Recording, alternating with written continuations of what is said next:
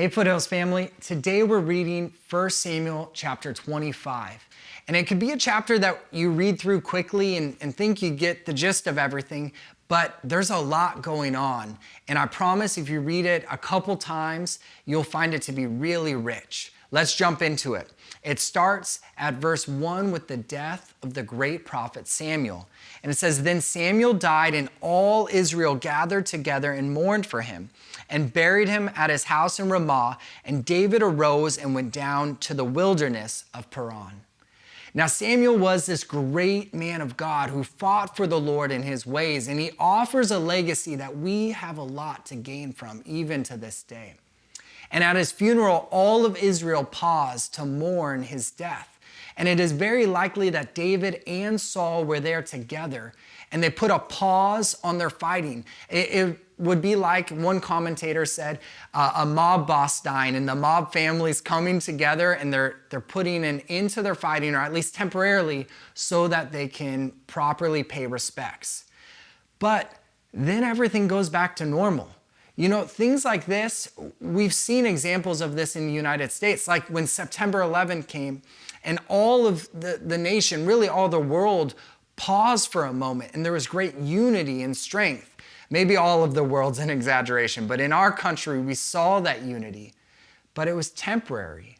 And then things went back to normal. Man, if only we could put aside our pride and seek the Lord and grab a hold of that unity for longer periods of time. But alas, David goes back, Saul goes back, and we read that David ends up staying in this land where there's a really rich man. Let's pick up verse 2. It says, "Now there was a man in Maon whose business was in Carmel, and the man was very rich. And he had about 3,000 sheep and 1,000 goats." And then verse 3 describes him and his wife. It says the man's name was Nabal and his wife's was Abigail. And the woman was intelligent and beautiful in appearance, but the man was harsh and evil in his dealings, and he was a Calebite. Now we find out that Nabal had a giant flock, and David's men were living out in the land and guarding the flock and protecting them. So David sends some men and he asks for some food. Now he has 600 men. So from our modern day customs, this sounds like a crazy request, but really it isn't. I want to break down quickly why. First off, Jewish laws and customs had it that you were supposed to take care of travelers in your area. This was just something that everyone did. And so David sent this, and by custom and law, it was something that should be considered. But more than that, we read Nabal was very rich. This was within his means.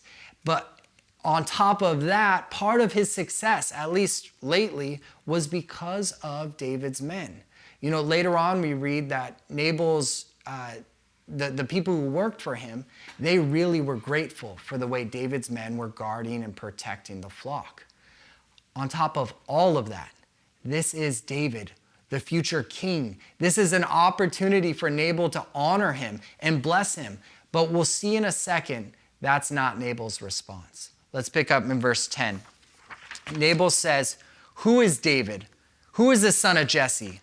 There are many servants today who are each breaking away from his master. Shall I then take my bread and my water and my meat that I have slaughtered for my shares and give it to men whose origin I do not know?" Do you hear him kind of mocking David there? This is selfish, it's petty, it's foolish. You know, Nabal is mocking someone who deserves honor. How many times do we do that? We mock something that deserves honor, whether that's God, something he's doing, his delegated authority. That in itself should get us to pause. But David's response, he doesn't respond the right way either. He is angry. He had every reason to expect a positive response from Nabal, and he didn't get it. And so in verse 13, it says that David said to his men, "Each of you gird on his sword." So each man girded on his sword, and David also girded on his sword. About 400 men went up behind David, while 200 stayed behind with the baggage. They were ready for war. And this wasn't right. God doesn't call us to take vengeance into our own hands. And this is uncharacteristic of David. But he's responding, I believe, not only to this situation, but the season of life he's in. He's responding with such frustration because he has been running for his life for years, and he doesn't really know why, what he's done wrong.